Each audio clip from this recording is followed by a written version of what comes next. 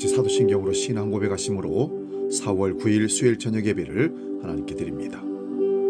나는 전능하신 아버지 하나님, 천지의 창조주를 믿습니다. 나는 그의 유일하신 아들, 우리 주 예수 그리스도를 믿습니다. 그는 성령으로 잉태되사 동정녀 마리아에게서 나시고 본디오 빌라도에게 고난을 받아 십자가에 못 박혀 죽으시고 장사된 지 사흘 만에 죽은 자 가운데서 다시 살아나셨으며 하늘에 오르시어 전능하신 아버지 하나님 우편에 앉아 계시다가 거기로부터 살아있는 자와 죽은 자를 심판하러 오십니다. 나는 성령을 믿으며 거룩한 공교회와 성도의 교제와 죄를 용서받는 것과 몸의 부활과 영생을 믿습니다. 아멘.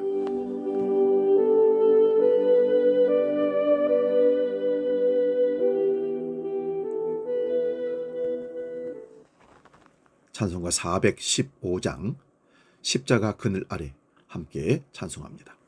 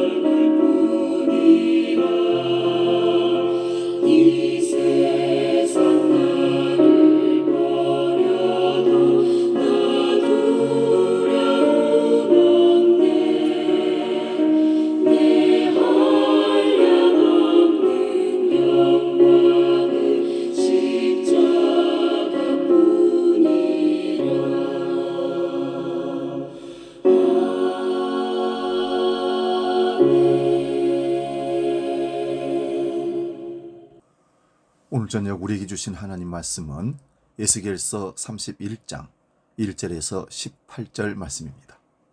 이 말씀 봉독할 때에 살아계신 하나님의 음성을 들을 수 있기 바랍니다.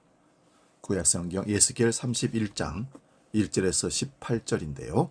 길기 때문에 1절에서 11절 그리고 18절 이렇게 읽고 말씀을 상고합니다. 지금 봉독합니다. 11째 해 셋째 달 초하루에 여호와의 말씀이 내게 임하여 이르시되 인자야, 너는 애굽의 바로 왕과 그의 무리에게 이르기를 내 큰 위엄을 누구에게 피하라. 볼지어다 아수르 사람은 가지가 아름답고 그들은 숲의 그늘 같으며 키가 크고 꼭대기가 구름에 닿은 레바논 백항목이었느니라. 물들이 그것을 가르며 깊은 물이 그것을 자라게 하며 강들이 그 심어진 곳을 둘러 흐르며 두개 물이 들의 모든 나무에까지 미치매 그 나무가 물이 많으므로 키가 들의 모든 나무보다 크며 굵은 가지가 번성하며 가는 가지가 길게 뻗어나갔고 공중의 모든 새가 그 큰 가지에 깃들이며 들의 모든 짐승이 그 가는 가지 밑에 새끼를 낳으며 모든 큰 나라가 그 그늘 아래에서 거주하였느니라. 그 뿌리가 큰 물가에 있으므로 그 나무가 크고 가지가 길어 모양이 아름다우며 하나님의 동산의 백향목이 능히 그를 가리지 못하며 잣나무가 그 굵은 가지만 못하여 단풍나무가 그 가는 가지만 못하며 하나님의 동산의 어떤 나무도 그 아름다운 모양과 같지 못하였도다. 내가 그 가지를 많게 하여 모양이 아름답게 하였더니 하나님의 동산 에덴에 있는 모든 나무가 다 시기하였느니라. 그러므로 주 여호와께서 이같이 말씀하셨느니라. 그의 키가 크고 꼭대기가 구름에 닿아서 높이 솟아났으므로 마음이 교만하였은즉 내가 여러 나라의 능한 자의 손에 넘겨줄지라. 그가 임의로 대우할 것은 내가 그 악으로 말미암아 쫓아내었음이라. 18절 말씀 봅니다. 너의 영광과 위대함이 에덴의 나무들 중에서 어떤 것 같은고? 그러나 네가 에덴의 나무들과 함께 지하에 내려갈 것이요 거기에서 할례를 받지 못하고 칼에 죽임을 당한 자 가운데에 누우리라. 이들은 바로와 그의 모든 군대니라. 주 여호와의 말씀이니라 하라. 아멘. 오늘 봉독한 말씀으로 에스겔 강의 41번째 어느 나무 아래서 이런 제목으로 말씀의 은혜를 나눕니다. 본문 1, 2절을 다시 봅니다. 11째 해 셋째 달 초하루에 여호와의 말씀이 내게 임하여 이르시되 인자야 너는 애굽의 바로 왕과 그 무리에게 이르기를 내 큰 위엄을 누구에게 비하랴. 29장에서부터 계속되는 애굽에 대한 심판의 말씀이 이어집니다. 11째 해 셋째 달 초하루에 여호와의 말씀이 에스겔에게 또 임했다는 겁니다. 그 임한 말씀은 애굽의 바로 왕과 그 무리에게 심판의 말씀을 전합니다. 그런데 애굽의 그 큰 위엄을 누구에게 비교하느냐고 하시면서 아수르와 비교를 합니다. 아수르는 애굽보다 더 넓은 영토를 지배했던 제국입니다. 아수르를 다시 거대한 나무에 비유를 합니다. 이런 나무에 대해서는 성경에서도 몇 번 나오지만 다른 나라들의 이야기에도 등장하는 거대한 나무입니다. 그래서 학자들은 세계의 나무라고 합니다. 물론 이런 나무를 제국과 그 왕의 권세와 위엄을 나타내는 비유로 사용합니다. 우선 이런 나무 비유에 대해서 다니엘서 4장 10절에서 16절을 보면 바벨론 제국의 왕인 느부갓네살이 두 번째 꿈을 꾼 것을 다니엘이 해석하였습니다. 그 꿈과 해석을 느부갓네살 왕의 말로 기록하고 있습니다. 느부갓네살이 꿈에 본 거대한 나무가 땅의 중앙에서 높이 섰는데 그 높이가 하늘에 닿았기에 땅 끝에서도 보이고 그 잎사귀는 아름답고 그 열매는 많아서 만민이 먹을 것이 될 만하고 들짐승이 그 그늘에 있고 새들이 그 가지에 깃들이는 것을 보았습니다. 그런데 이 나무를 하늘의 거룩한 순찰자가 내려와서 그 나무를 베고 그 가지를 자르고 그 열매를 해치니 짐승들과 새들이 떠나게 됩니다. 그러나 완전히 멸망하지는 않고 뿌리가 남아 있습니다. 이 나무 뿌리에서는 바벨론 왕의 교만을 책망하시고 그가 임금의 자리에서 쫓겨나서 짐승처럼 사는 7대가 되어서 정신이 제대로 돌아오게 된다는 것입니다. 이러한 심판이 임한 것은 바벨론 왕의 교만 때문이었습니다. 다니엘서 4장 28절에서 33절도 보면 거대한 나무로 비유된 바벨론 왕이 왕에서 쫓겨나 짐승처럼 살게 된 것을 교만 때문이었다고 말씀합니다. 다니엘 4장 30절을 봅니다. 다 왕이 말하여 이르되 이 큰 바빌론은 내가 능력과 권세로 건설하여 나의 도성으로 삼고 이것으로 내 위엄과 영광을 나타내는 것이 아니냐 하였더니 이 말을 하는 순간 다니엘이 해석한 대로 그 일이 일어난 것입니다. 그 결론은 다니엘 4장 34절 37절인데요. 이러한 바벨론 제국을 거대한 나무로 비유하며 그 교만과 악을 심판하시는 것처럼 바로 왕의 교만과 악을 아수르에 비교하고 있습니다. 역사적인 순서로는 아수르가 먼저 멸망하기에 아수르의 멸망처럼 애굽도 그 교만과 악으로 멸망할 것을 말씀하시는 겁니다. 이 소식을 들은 바벨론의 포로로 잡혀온 자들은 더 이상 세상의 힘인 애굽을 의지하지 못하게 하기 위한 하나님의 말씀입니다. 에스겔 29장에서도 보았습니다마는 애굽의 멸망은 다시는 이스라엘 족속의 의지가 되지 못하게 하기 위해서 심판한다는 겁니다. 이스라엘은 항상 강대국의 힘을 의지해서 자기 나라를 지키려고 했던 잘못된 습관을 갖고 있었습니다. 그 대표적인 나라가 애굽이었다는 것이죠. 이스라엘이 하나님을 의지하기보다는 애굽을 의지하는 것을 더 빨리 행했다는 사실입니다. 이제 아수르의 강함을 크고 아름다운 나무로 비유하는데 이것이 아수르만이 아니라 애굽도 그러하다는 것입니다. 이러한 비유는 아수르가 그렇게 크고 화려한 나라였지만 그 나라가 멸망한 것처럼 애굽도 멸망한다는 말씀입니다. 31장 3절에서 9절을 봅니다. 아수르 사람이라고 하지만 이것을 애굽으로 보아야 합니다. 애굽이 얼마나 크고 아름다운 나무였는지 물들이 그것을 기르며 두 개의 물이 들판의 모든 나무에까지 미치며 그 나무가 물이 많으므로 들의 모든 나무보다 크며 굵은 가지가 번성하며 가는 가지가 길게 뻗어나갔고 공중의 모든 새가 그 큰 가지에 깃들이며 모든 짐승이 그 가는 가지 밑에 새끼를 낳으며 모든 큰 나라가 그 그늘 아래에 거주했다 합니다. 이 나무가 얼마나 아름다운지 에덴 동산의 나무들이 다 시기할 정도로 아름다운 나무였다고 합니다. 이 나무는 나무가 아니라 애굽을 말합니다. 또 아수르, 애굽, 바벨론이 다 이런 거대한 세계 나무이기에 이런 나무의 그늘에 쉬는 짐승과 가지에 깃들인 새들은 주변의 작은 나라들을 상징합니다. 에스겔 31장 10절에서 14절 봅니다. 그러므로 주 여호와께서 이같이 말씀하셨느니라. 그의 키가 크고 꼭대기가 구름에 닿아서 높이 솟았으므로 마음이 교만하였은즉 내가 여러 나라의 능한 자의 손에 넘겨줄지라. 그가 임의로 대우할 것은 내가 그의 악으로 말미암아 쫓아내었음이라.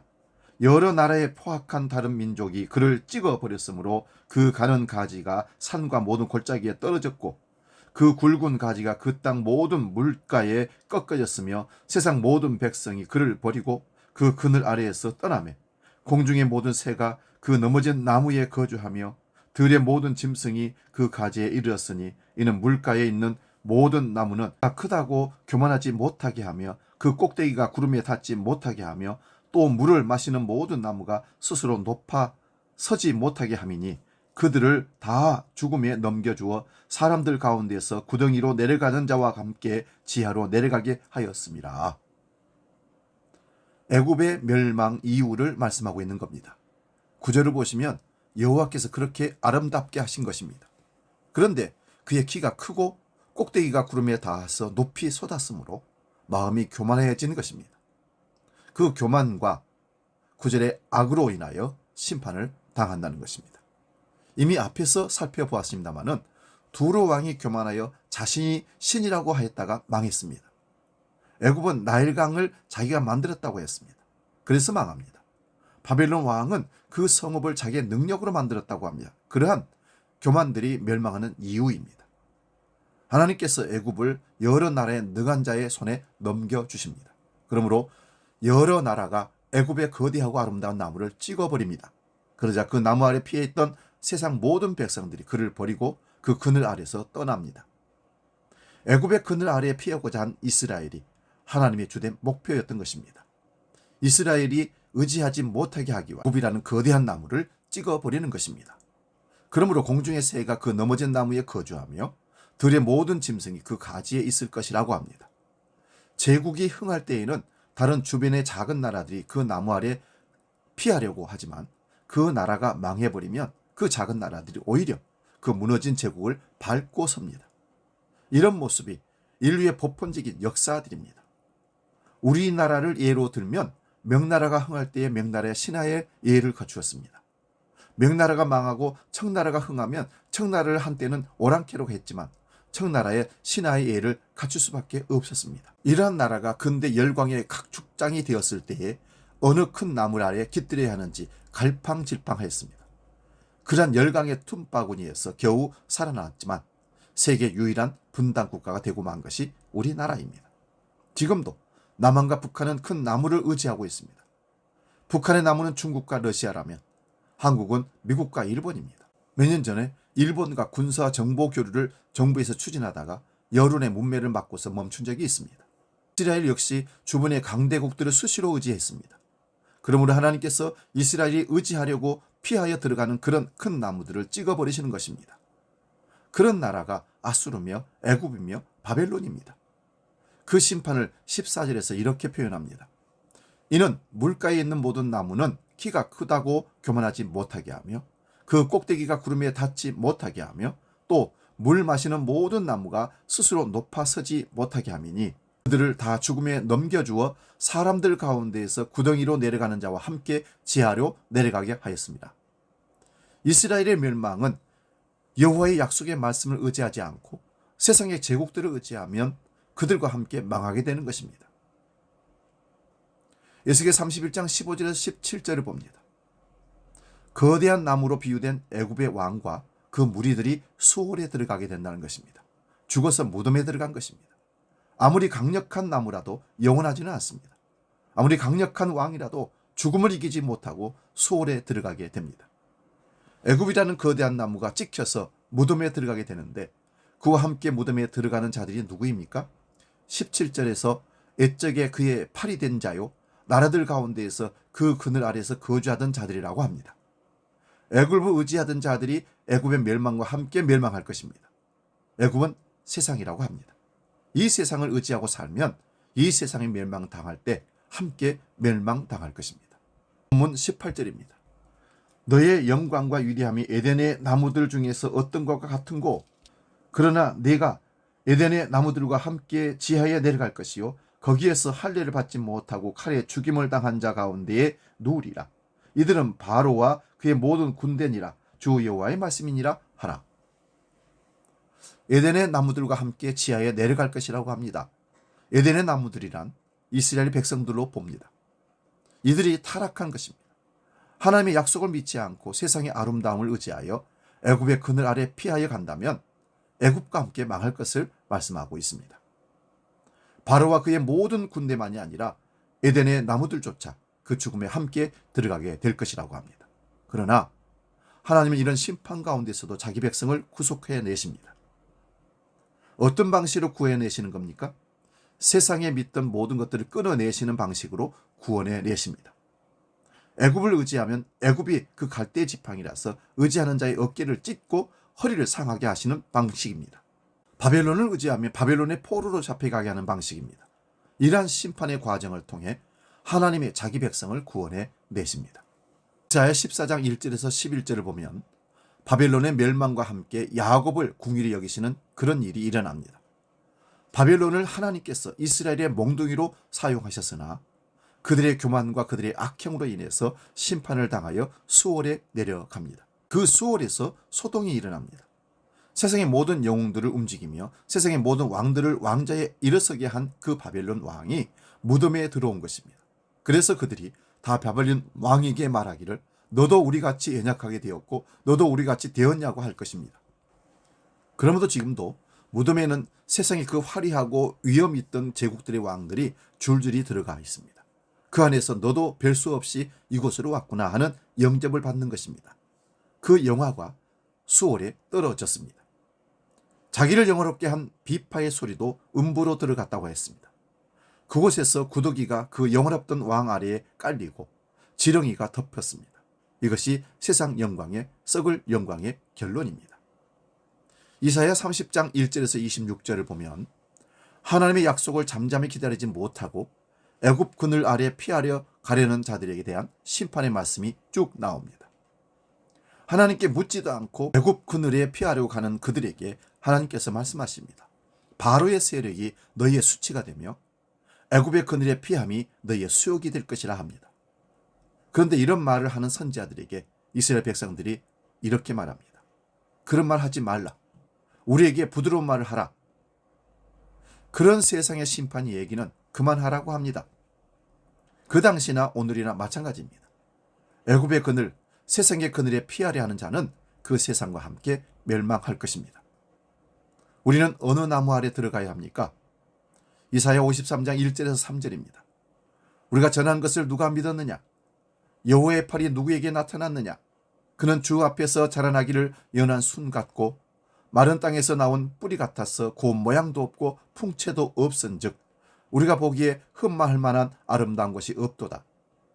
그는 멸시를 받아 사람들에게 버림을 받았으며 강고를 많이 겪었으며 질고를 아는 자라. 마치 사람들이 그에게서 얼굴을 가리는 것 같이 멸시를 당하였고 우리도 그를 귀히 여기지 아니하였도다.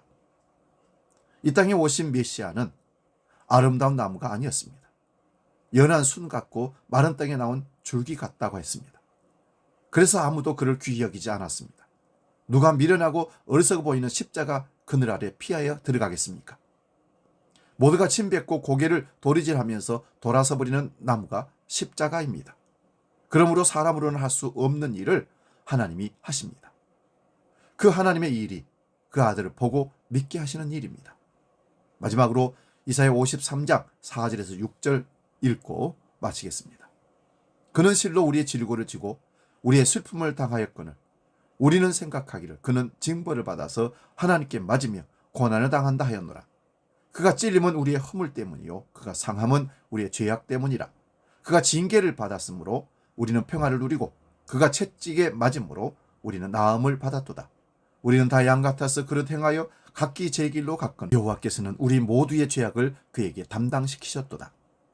이 일이 예수님의 십자가로 이루어진 일입니다. 그러므로 예수님의 십자가 그늘에 들어가지 아니하면 세상에 보암직하고 먹음직하고 세상의 영광이라는 그늘에 들어가 세상과 함께 영원한 음부로 들어갈 수밖에 없는 자들이 되는 것입니다. 부디 우리의 눈을 열어 십자가의 그늘을 보게 해 주시기를 간구하며 나아갈 수 있기를 바랍니다. 찬송가 522장 웬일인가 내 형자여 찬송하고 기도하고 마치겠습니다.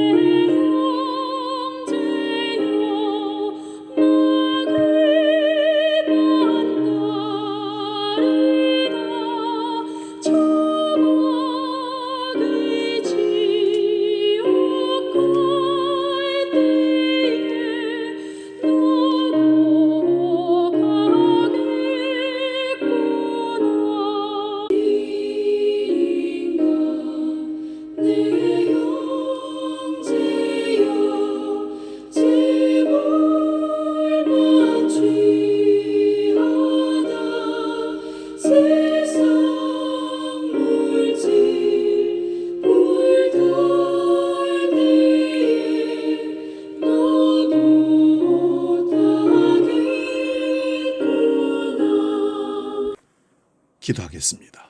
하나님 아버지, 우리가 하나님을 바라보고 오직 주님만 따라가는 믿음의 삶을 살기로 결단하지만 우리는 지금 어느 나무 아래에서 누구를 의지하고 살아가는지를 생각해 볼 필요가 있습니다.